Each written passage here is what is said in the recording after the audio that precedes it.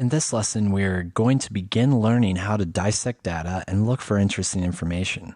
We have now built up enough tools and ideas about data types that will help us quickly build a path for uncovering information. At this point, we'll start revisiting many of the functions that were introduced in earlier lessons. So let's start by loading a famous dataset in R from the datasets package. So I'm going to make sure to load my datasets package. And of course, you know that if you do not have it, you can use the install.packages function to download the packaged datasets.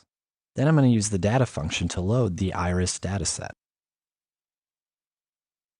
So let's look at just the first few rows of iris. So this dataset describes different flowers and their sepal and petal lengths. The sepal is the green leaf that usually resides directly underneath the petals. It also gives the iris species of each observation. This data is generally used to teach classification methods to predict what species a flower is when you know its petal and sepal information. First, let's use the summary function to get a little more information about each variable. So we can see that there are three different species we're working with here: Setosa, versicolor, and virginica. We can get the dimensions and the names, and we can check to see if there's any missing information. So I'm asking, are there any NAs in the iris dataset? And it's false. They are all complete cases. So let's break it up by species and see how different the results are. So I'm going to create a new dataset called iris split. And there's a function called split that will split up a dataset based on a certain variable. So I'm going to split up the iris dataset based on the species. Our iris split dataset is now a list containing three different components.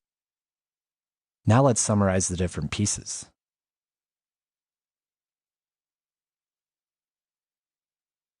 When we summarize each one, you'll notice under the species variable on the right that there are 50 observations for each one. We can see that the means are a little bit different for each one. It gives us a lot of information, but it's kind of hard to see it. Ahead of time, I've prepared a little bit of code to plot some of this information. So let me walk you through the code real quick. We're going to be plotting the petal lengths against the petal widths. And for our color argument, I'm going to use an if-else statement. So it's going to color each observation based on what its species is. For example, if the species is Setosa, we're going to color that dot blue. If that's not true, then here's the false part of that first if-else statement. If the species is not Setosa, and if the species is virginica, we're going to color it red. Otherwise, all observations, we're just going to color it green. So this is your first introduction to the if-else statement, and we're going to have a more in-depth talk about it later on. Lastly, after the plot runs, and we'll run that right now, I'm also going to be adding a legend using the legend function. It's going to be placed in the top left, and I'm going to be using the different species names along with the colors that I've assigned them. Even though the summary of each individual species was kind of hard to decipher just looking at the numbers, when we plot the information, we can see that there is a very distinct pattern.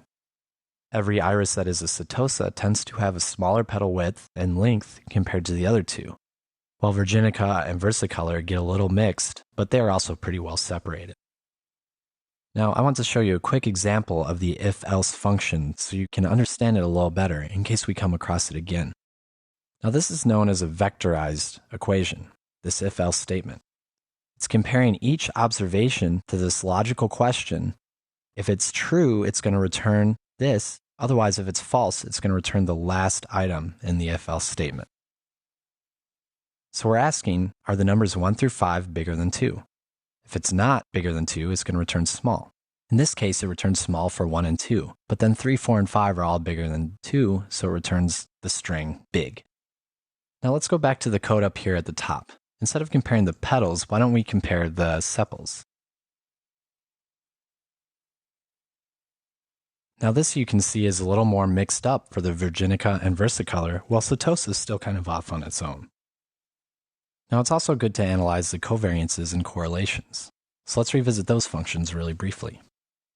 Let's look at the correlations of the different numerical variables. So we're going to leave out the species variable because those are not numbers, and the correlation function would not work. So I'm going to ask for the correlation of the first through fourth columns of the iris dataset. Now let's look at a basic statistical function called the t-test. The t-test will tell us whether the means of two datasets are statistically different or not. To use it, type t.test and then put the two variables that you're interested in testing. So let's look at the iris sepal length versus the sepal width. We end up with a very high t-value and a very small p-value. This is telling us that the means of these two variables are statistically separate. In this lesson, I showed you a general path to follow when you first load your data. It is important to explore what the data consists of, and these descriptive statistics will give us a better idea of how to proceed.